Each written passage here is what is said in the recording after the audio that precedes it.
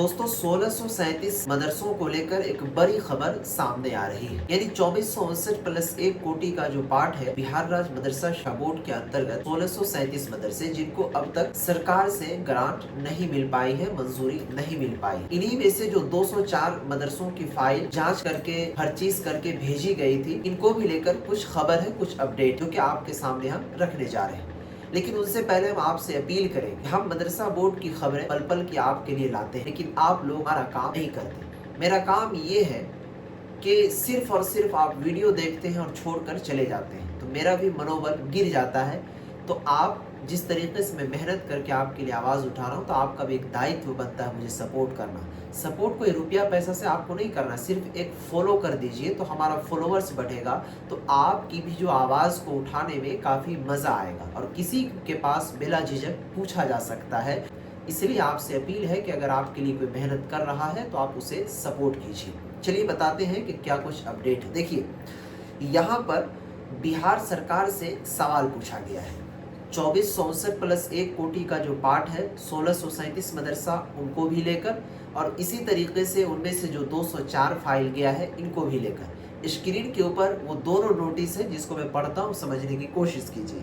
इस नोटिस में लिखा गया है, मेंशन किया गया है कि क्या यह सही है कि राज्य में संचालित गैर अनुदानित मदरसों को अनुदान की श्रेणी में लाने के लिए 2464 + 1 मदरसों को मंत्री परिषद की स्वीकृति मिल चुकी है। अभी तक राज्य सरकार के द्वारा मात्र 814 मदरसों को ही अनुदान के श्रेणी में लाया गया है। मदरसा बोर्ड के द्वारा 204 मदरसों को अनुदान के श्रेणी में लाने के लिए विभाग को प्रस्ताव भेजा गया है। क्या यह सही है कि अभी भी 204 मदरसों के साथ 1637 मदरसों को अनुदान की श्रेणी में नहीं लाया गया है?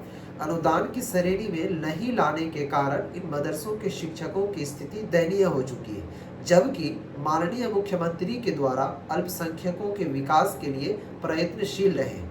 यदि उपर्युक्त खंडों के उत्तर स्वीकारात्मक है, तो क्या सरकार 204 मदरसों के साथ 1637 मदरसों को अनुदान की श्रेणी में लाने की कार्रवाई करना चाहती है? यदि हाँ, तो कब तक? ये सवाल पूछा गया है। अब इनके जवाब में देखिए, जो बिहार सरकार है उन्होंने क्या कुछ कहा। माननीय मंत्री शिक्षा विभाग द्वारा ये उत्तर दिया गया है विधायक को। इसमें कहा गया है कि वस्तु स्थिति यह है कि विभागीय संकल्प संख्या 162 दिनांक 15/2/2011 द्वारा बिहार राज्य मदरसा शिक्षा बोर्ड से निबंधित, यानी कि जो रजिस्ट्रेशन से संबंधित है, 2464 + 1 मदरसा को अनुदान की श्रेणी में लाने का निर्णय लिया गया था। उनके बाद लिखा है कि विहित प्रावधान के तहत संबंधित जिला शिक्षा पदाधिकारी के जांच प्रतिवेदन पर मदरसा बोर्ड की अनुशंसा के आलोक में समीक्षोपरांत वर्ष 2013 में 205 मदरसा को और वर्ष 2015 में 609 मदरसा को अनुदानित किया जा चुका है। उसके साथ लिखा है कि बिहार राज्य मदरसा शिक्षा बोर्ड द्वारा जो अराजकीय 2464 + 1 मदरसा के अंतर्गत 204 मदरसा को अनुदान की श्रेणी में लाए जाने हेतु फोल्डर शिक्षा विभाग को उपलब्ध कराया गया था। जांच उपरांत कागजात की कमी पाई गई थी, जिस संबंध में कागजात उपलब्ध कराने हेतु मदरसा बोर्ड को निर्देश दिया गया है और राजकीय मदरसा को अनुदान की श्रेणी में लाए जाने से संबंधित प्रवृत्त बिहार राज्य मदरसा शिक्षा बोर्ड नियमावली 2022 में निहित प्रावधान के अंतर्गत योग्य पाए जाने वाले मदरसा के संबंध में कार्रवाई किया जाना सुनिश्चित किया जाएगा कि किसी आयोग को अनुदान की श्रेणी से बाहर रखा जा सके।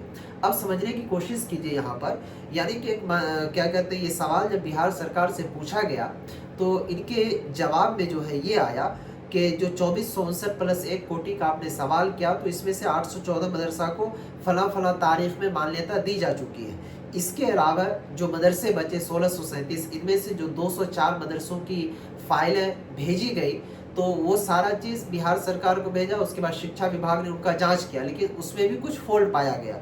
उस फॉल्ट को सुधारने के लिए मदरसा बोर्ड को यहाँ पर निर्देश दिया गया है। उसके बाद फिर जो अभी 30 सदस्यीय की टीम बनी थी, वो स्क्रीनिंग कर रही है। उम्मीद है कि इसके ऊपर बहुत जल्द कामकाज हो जाएगा और क्या कहते हैं 204 मदरसे को ग्रांट मिल जाएगी, उम्मीद है। लेकिन आपसे हम अपील करेंगे कि और भी जो अपडेट आती रहेंगी हम डालते रहेंगे, लेकिन आप लोग हमारे चैनल को सब्सक्राइब करके रखिए और फेसबुक को फॉलो ज़रूर करके रखिए।